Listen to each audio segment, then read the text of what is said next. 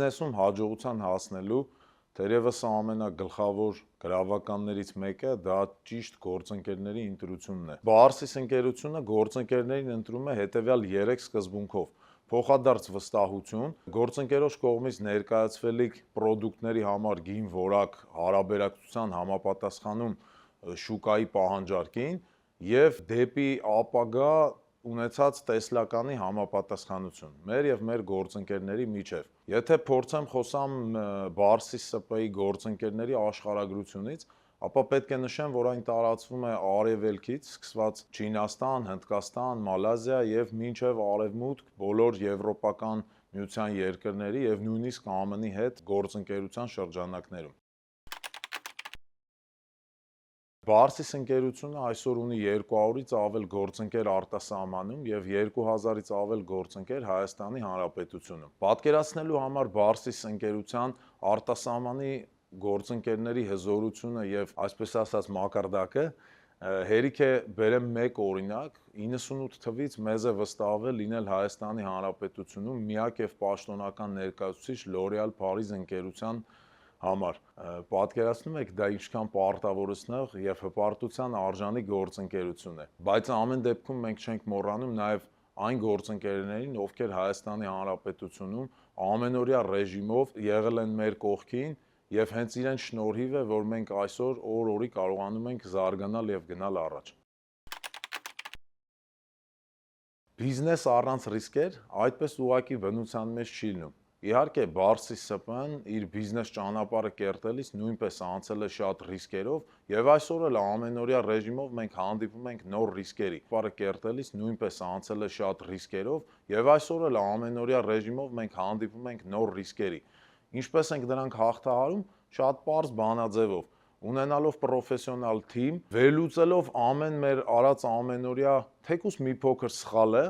մենք կարողանում ենք ապագայի համար ստանալ ռիսկերից պաշտպանվելու ել ավելի լավ միջոցներ եւ մի փոքր էլ օգտվում ենք ռիսկերի կառավարման հմտություններից։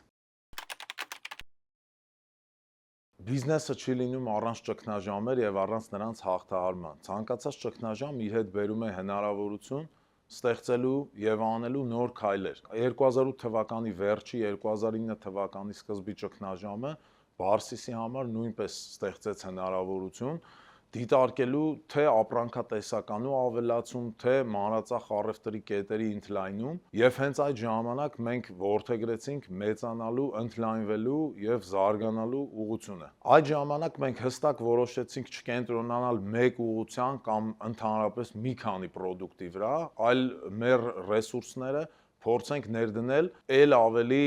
լայն զարգացման սպեկտրի մեջ։ Թիմ ընտրելուց թերևս ամենակարևոր արժեքը ինձ համար մարդու մեջի բնական ձգտումն է։ Սովորեցնել, պատրաստ ենք, կարող ենք եւ գիտենք դա ինչպես անել։ Բայց ձգտումը դա մի բան է, որը լինում է բնությունից կամ չի լինում։ Եթե մարդու մեջ կա ձգտում ապագայի նկատմամբ, հաջողության նկատմամբ, բարձունքներ հասնելու նկատմամբ, դա միանշանակ բերելու է իր հաջողությանը։ Միանշանակ շատ կամ քիչ դա քննարկելի է, բայց հաջողությունը հավատացեք այդ դեպքում սարերի հետևում չէ։ Եվ այդպես թմի հետ կարող ենք կառուցել եւ ապագա, եւ անել նորարարություն, եւ մտածել նոր լավ մտքերի մասին։ Աշխատակիցների հարգանքին եւ վստահությանը կարող ենք արժանանալ միայն եւ միայն նրանց փոխադարձ հարգելով եւ ընկալելով իրենց այնպես, ինչպիսին իրենք կան։ Անկեղծ լինեմ ձեզ հետ, սխալներից խուսափել անհնար է։ Բոլորը անում են փոքրիկ սխալներ, ամենակարևորը այդ սխալները վերլուծել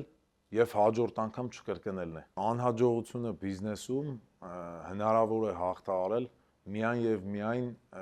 չկոտրվելով եւ այդ անհաջողության բերած սխալների պատճառների ճիշտ վերլուծությամբ եւ առաջ շարժվելու մարտունակ ոգով։ Ես կարծում եմ, որ այդպիսի անհաջողություն չկա, չէ։ Բոլորն էլ հաղթահարել են։ Ասեմ ավելին ոչ միայն բիզնեսում, նույնիսկ կյանքում անհաջողությունը հաղթահարել է։ Թե ուսման մեջ, թե ընտանիքում, թե բարեկամների հետ հարաբերությունում։ Միայն եւ միայն հավատ եւ ճիշտ վերլուծություն նախորդ անհաջողության պատճառի վերաբերյալ։